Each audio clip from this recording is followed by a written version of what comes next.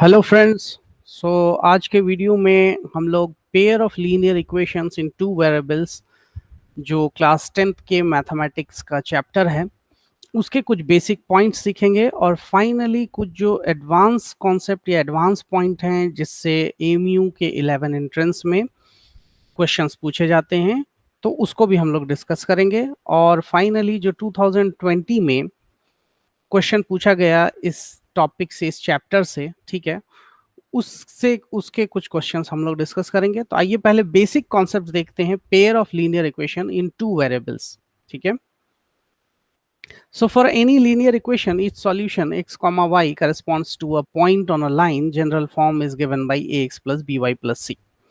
तो अगर हम लोग सिंपल सी बात करें कि एक जो लाइन होती है उसके लिए आप एक इक्वेशन जो है इस तरह से लिख सकते हो। तो आपने अगर कोई भी जो लाइन लिखी हुई, लाइन ड्रॉ की हुई है, फॉर एग्जांपल ये एक लाइन है, तो इस लाइन को आप मैथमेटिकली रिप्रेजेंट कर सकते हो। कैसे आप इसको मैथमेटिकली रिप्रेजेंट कर सकते हो?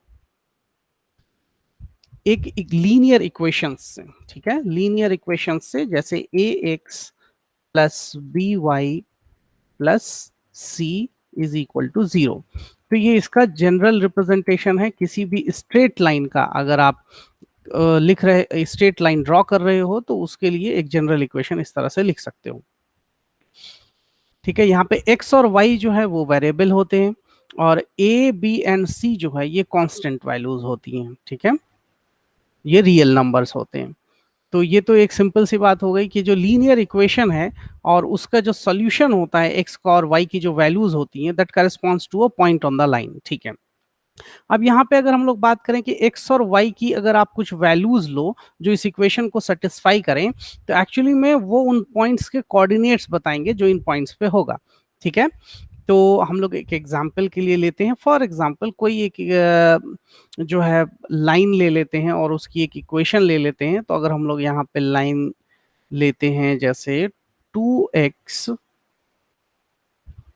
प्लस 3y माइनस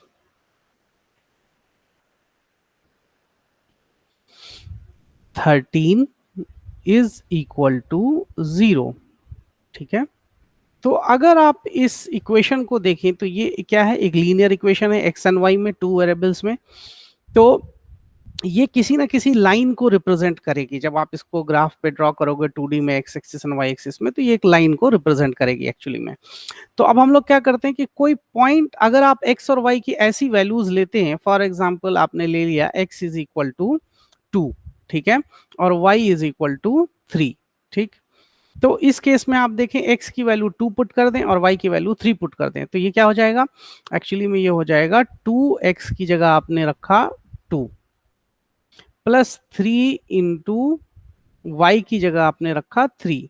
तो ये हो जाएगा 2 इंटू 2 4 प्लस 3 इंटू 3 9, 9 प्लस 4 13 और माइनस 13। तो क्या इसकी जो भी कुछ वैल्यू आ रही है यहाँ पे कैलकुलेट होके, आप देखिए वो जो इक्वेशन का राइट हैंड साइड है उससे ये मैच करती है। ठीक है, यानी x की वैल्यू 2 और y की वैल्यू 3 जो है ये इस इक्वेशन को, इस पूरी इक्वेशन को सेटिस्फाई करती है। तो इसीलिए जो है ये x की वैल्यू 2 एंड y की वैल्यू 3 ये एक सॉल्यूशन होंगे इस लीनियर इक्वेशन का। अगर हम लोग सिर्फ एक ही लीनियर इक्वेशन एक टाइम पे ले रहे हैं और उसका ग्राफ जो है वो एक स्ट्रेट लाइन होगा।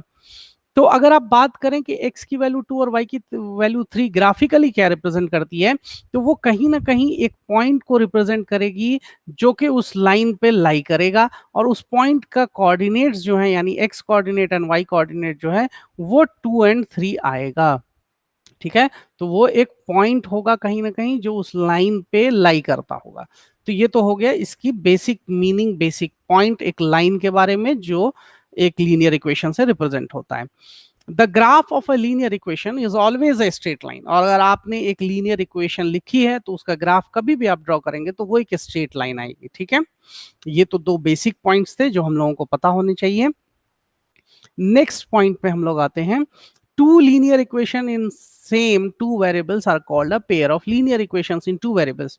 तो अगर आप x और y में एक लीनियर इक्वेशन लिखते हैं और फिर x और y में ही कोई दूसरी लीनियर इक्वेशन लिखते हैं जहां पे कि आप दूसरी हो तो उसके लिए आप a1 a2 इन सब वैल्यूज को चेंज कर सकते हैं या सेम रख सकते हैं।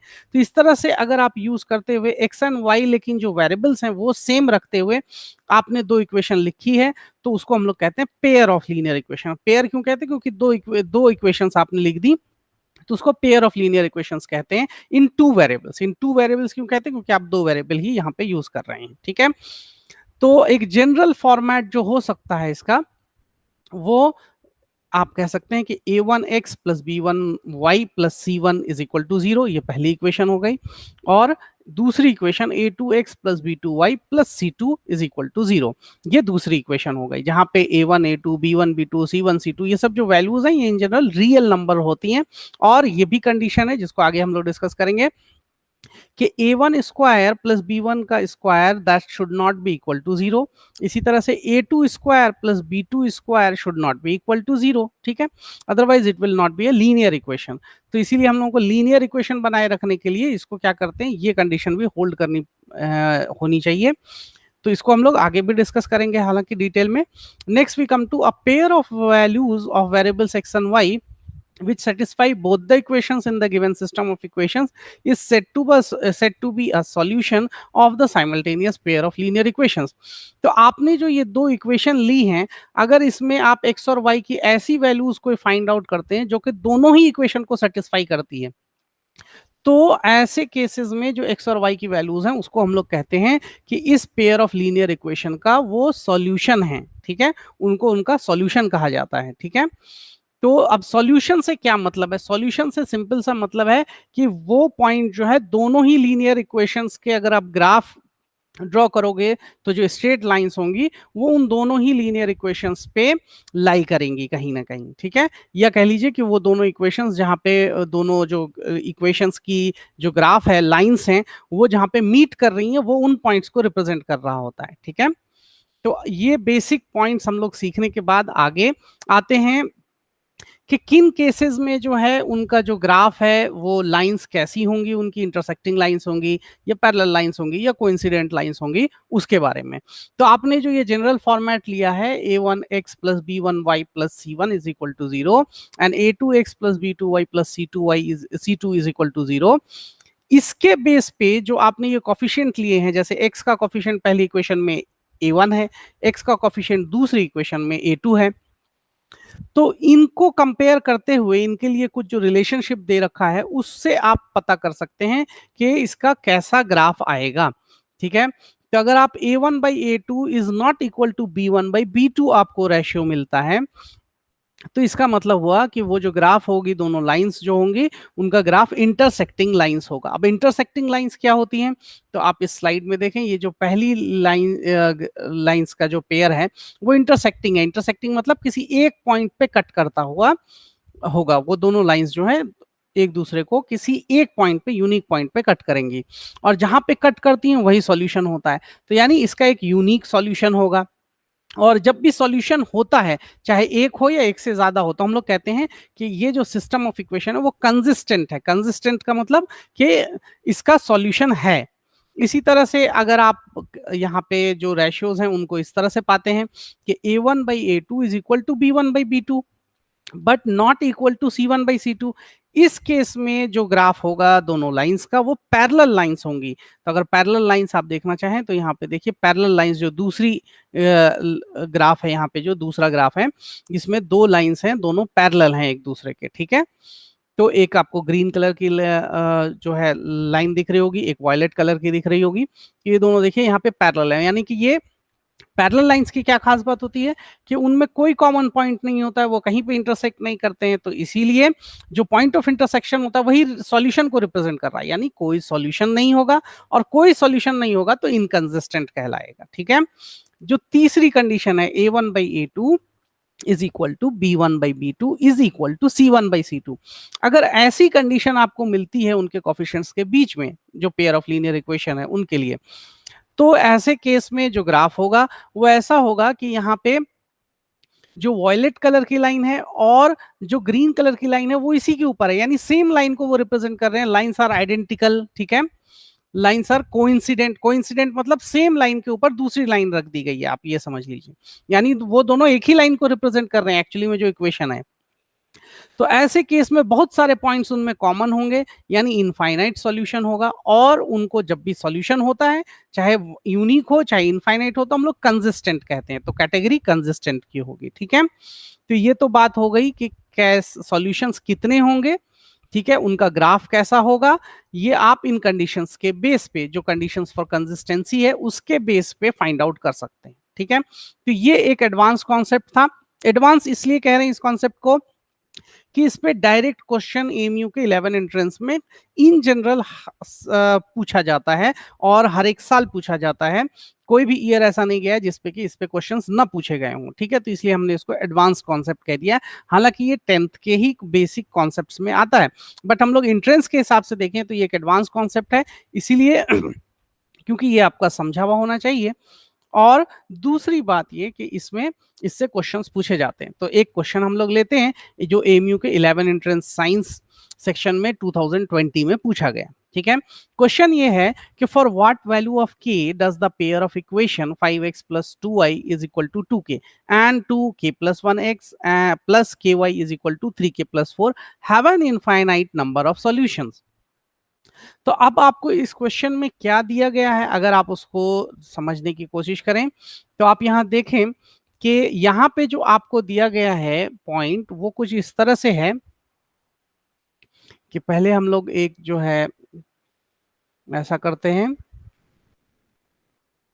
कि एक ब्लैंक पेज ले लेते हैं, ठीक है, और उसमें हम लोग ये करते हैं कि इस इक्वेशन को पहले लिख लेते हैं, ठीक है।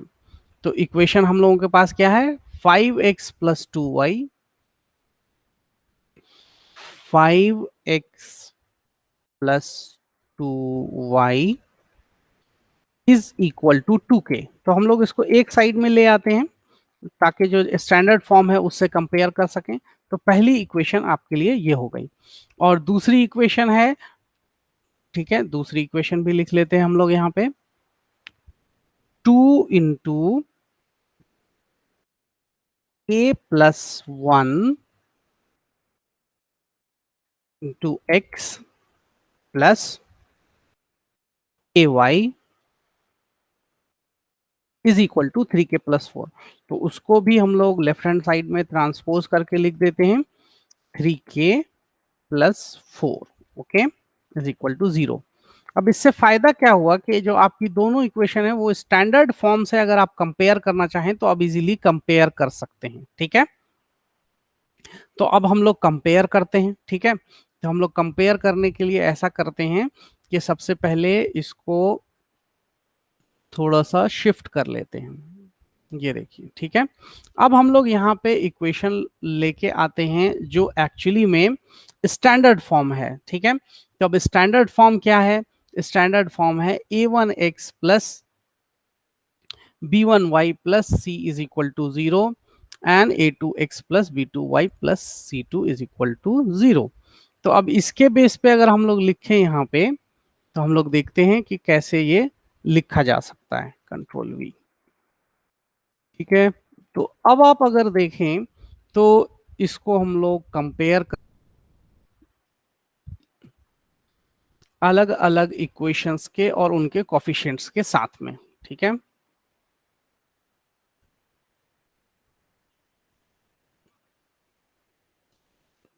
अब अगर हम लोग इसको पहली इक्वेशन से कंपेयर करें तो देखिए a1x की जगह a1 क्या है, 5 है, ठीक है।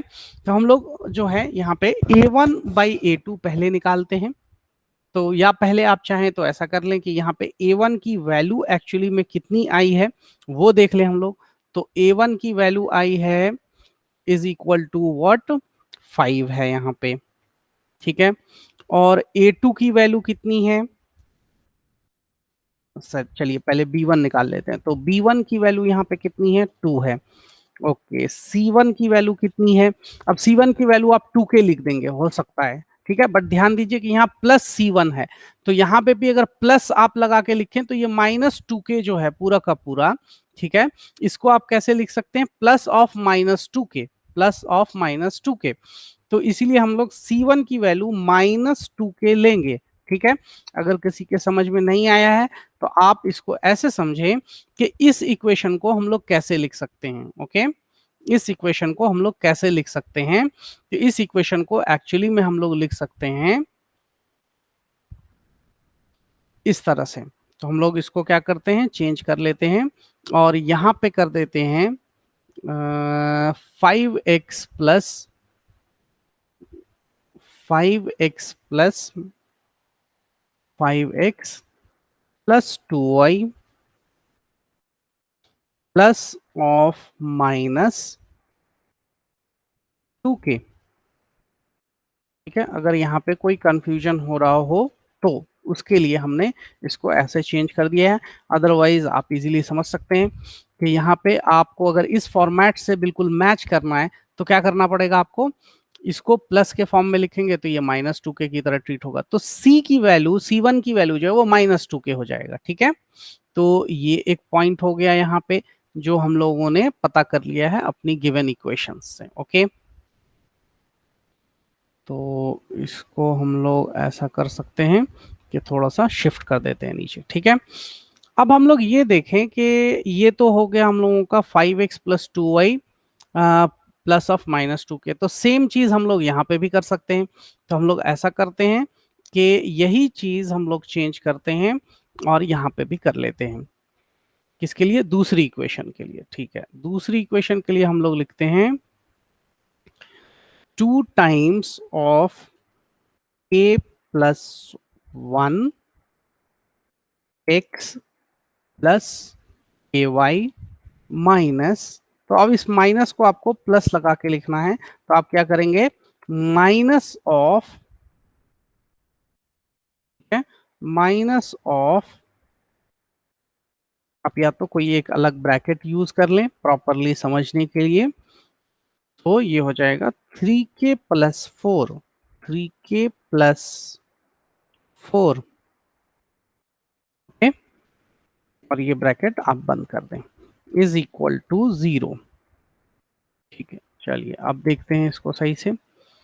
तो आप आई होप कि अब देख पा रहे होंगे कि ये दोनों इक्वेशन एग्जैक्टली अब जो है स्टैंडर्ड फॉर्म में हम लोगों ने लिख ली है। तो यहाँ पे A1 B1 C1 पता चल गया था। अब हम लोग क्या करते हैं, A2 B2 और C2 पता करते हैं। तो देखिए A2 की वैल्यू क्या हो जाएगी, 2 × k+1। ठीक है, क्योंकि x का कॉफिशिएंट यहाँ पे क्या है, x के साथ क्या है, 2 × k+1। दूसरी इक्वेशन में देखिए A2 कहाँ पे है, x का कॉफिशिएंट है। इसी तरह से y का कॉफिशिएंट क्या है, B2 है, तो वो इस इक्वेशन में क्या है, k है। तो आप इसी तरह से लिखेंगे B2 is equal to k, और C2 के लिए आप क्या करेंगे, इसी तरह से C2 भी फाइंड आउट कर लेंगे, और C2 की वैल्यू क्या है, -3k+4। ठीक है, तो अब हम लोगों के पास A1 B1 C1 की वैल्यू है, A2 B2 C2 की भी वैल्यू है। अब हम लोग क्या करते हैं कि इसमें आगे बढ़ते हैं थोड़ा सा, और हम लोग देखते हैं कि क्या रेशियोज आ रहे हैं A1/A2 B1/B2 एंड C1/C2 के लिए। ठीक है, तो हम लोग ऐसा करते हैं, A1/A2 करते हैं पहले, तो A1/A2, so A1/A2 will be equal to what, 5/2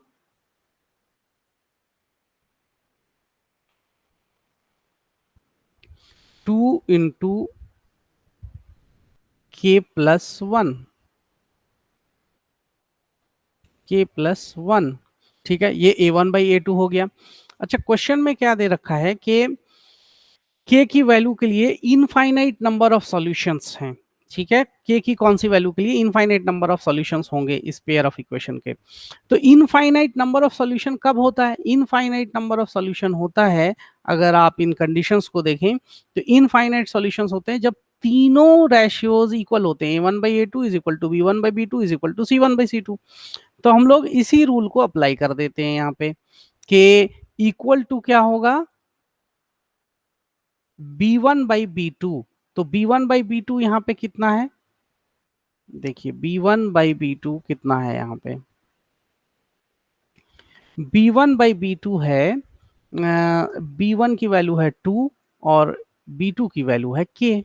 ठीक है, तो आप इस तरह से देख सकते हैं। एंड c1/c2 क्या है, तो अगर आप c1/c2 देखना चाहें तो c1/c2 आप देख सकते हैं कि यहाँ पे c1/c2 है, एक सेकेंड, ये a1/a2 आ गया, ये b1/b2 आ गया। Next we will go for c1/c2।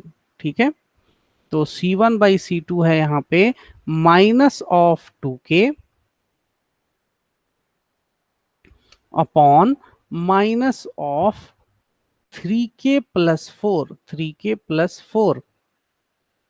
तो अब हम लोग यहाँ पे एक चीज कर सकते हैं, रेशियो में ये माइनस और ये माइनस कट कर दें। ठीक है, अब ये तीनों रेशियोज को हम लोगों को इक्वल करना है और उसके बाद क्या करना है, फिर जो है हम लोग उससे k की वैल्यू फाइंड आउट कर सकते हैं। ठीक है, तो देखते हैं k की वैल्यू फाइंड आउट करके कि अब क्या किया जा सकता है। तो अगर आप इन तीनों को इक्वेट करते हैं, क्यों इक्वेट कर रहे हैं, क्योंकि इनफाइनाइट नंबर ऑफ सॉल्यूशंस हैं, ऐसा क्वेश्चन में दे रखा है।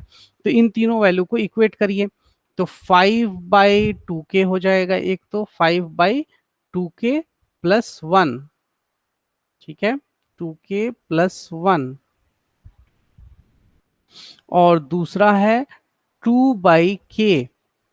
ठीक है, और तीसरा रेशियो जो है वो आया था 2k/3k+4। ठीक है, अब आप देखिए कि आप यहाँ पे चाहें तो इससे इक्वेशन बना के पूरा सॉल्व करें, या फिर आप देखें कि आपके पास जो ऑप्शंस हैं उसमें से कौन सी ऐसी वैल्यू है जो यहाँ पे k की रखने पे ये तीनों रेशियोज इक्वल हो रहे हैं। आप चाहें तो अब यहाँ से आगे ऑप्शंस से सॉल्व कर सकते हैं। ठीक है, तो ऑप्शंस से कैसे सॉल्व करना है, k की वैल्यू है 5, 4, 2/3, -2/3। ठीक है, तो हम लोग पहले 5 से शुरू करते हैं, तो 5 रख दीजिए वैल्यू जरा यहाँ पे। तो 5 यहाँ पे वैल्यू रखेंगे अगर के की, तो 5+1 6 इंटू 2 12, यानी 5/12 आएगा। ठीक है, और अगर यहाँ पे के रखेंगे तो 2/5 आएगा। तो 5/12 किसी भी तरह से 2/5 के इक्वल नहीं हो पाता है, तो यानी कि इसकी वैल्यू 5 नहीं रखी जा सकती। 4 के लिए ट्राई करते हैं। ठीक है, तो अब 4 करिए, तो 4+1 5 इंटू 2 10, 5/10, 5/10 इज व्हाट, 1/2। अच्छा, 2/k की वैल्यू रख रहे हैं 4, तो 2/4 इज अगेन 1/2। तो यहां तक तो वैल्यू सेम हो गई। अब इसमें रख के देखिए, तो k की जगह 4 रखिए, तो 4 इंटू 3 12, 12+4 कितना हो जाएगा 16, और 2 इंटू के ऊपर रखिए यहाँ पे नुमरेटर में, तो 2 इंटू 4 8, 8/16 इज अगेन 1/2। तो आप देख रहे हैं k की वैल्यू जब आप यहाँ पे 4 रखेंगे तो ये तीनों ही जो रेशियोज हैं वो इक्वल आ जाते हैं। ये भी 1/2 आ जाएगा, ये भी 1/2 आ जाएगा, और ये भी 1/2 आ जाएगा। ठीक है, तो ऐसे केस में तीनों रेशियोज इक्वल हो जाएंगे, जो इनफाइनाइट नंबर ऑफ सॉल्यूशंस के लिए कंडीशन होती है। तो इसीलिए जो इसका आंसर है वो सही आंसर क्या हो जाएगा, इसका सही आंसर हो जाएगा B, that is k is equal to 4। ठीक है, तो ये इस तरह से आपने देखा कि कैसे एक कॉन्सेप्ट जो कंडीशंस फॉर कंसिस्टेंसी है उस पर कैसे क्वेश्चन पूछा गया और आप कैसे उसको सॉल्व कर सकते हैं, और किस लेवल तक आप सॉल्व करने के बाद सीधा ऑप्शंस से उसको जो है अटेम्प्ट कर सकते हैं। ठीक है, तो यहाँ पे इसका आंसर हो जाएगा बी। ठीक है, तो हम लोग यहाँ पे ऐसा करते हैं, इसके आंसर को नोट कर लेते हैं, और इसका आंसर है B, k is equal to 4, k is equal to 4। Okay, k is equal to 4 is answer. So answer is B, that is k is equal to 4. तो आई होप कि यहाँ तक आपको चीज़ें समझ में आ गई होंगी। तो इसी तरह से हम लोग नेक्स्ट लेक्चर में दूसरा कोई कॉन्सेप्ट लेंगे जिससे क्वेश्चंस पूछे जाते हैं इन जनरल MU11 एंट्रेंस में। और फिर उस पे बेस जो उसका बेसिक कॉन्सेप्ट है, एडवांस कॉन्सेप्ट है, समझने के बाद हम लोग उससे रिलेटेड क्वेश्चंस भी लेंगे जो आपको एमयू के एंट्रेंस में 2020 2020 2019 वगैरह में पूछे गए हों, जस्ट लास्ट 2-3 ईयर्स में पूछे गए हों, ऐसे क्वेश्चंस हम लोग लेंगे और उसको सॉल्व करेंगे ताकि आपको प्रॉपरली समझ में आए कि किस तरह के क्वेश्चंस पूछे जाते हैं, किस लेवल तक आपको तैयारी करनी है और कहाँ पे जाके आपको ऑप्शन से अटेम्प्ट करके फाइनल अपना आंसर, सही आंसर जो है वो बताना है। ओके, तो ये भी एक पॉइंट है कि आपको ये चीज सीखनी पड़ेगी कि आप जो है ऑप्शन से भी अपना आंसर अगर कम टाइम में फाइंड आउट कर पाते हो, तो ये आपको स्ट्रैटेजी सीखनी पड़ेगी, ये जो कह लीजिए कि अप्रोच है वो आपको सीखनी पड़ेगी, ताकि आप कम टाइम में अगर ऑप्शन से आपका सही आंसर निकल जाता है तो आपको वहां पे उसको ऑप्शन से अटेम्प्ट कर लेना है। ठीक है, तो आज के सेशन में इतना ही। थैंक यू सो मच, और फिर आगे के सेशंस में हम लोग देखेंगे बाकी टॉपिक्स को और बाकी क्वेश्चंस को भी हम लोग देखेंगे, कुछ इसके अलावा जो क्वेश्चंस होंगे। ओके, ठीक है, थैंक यू सो मच।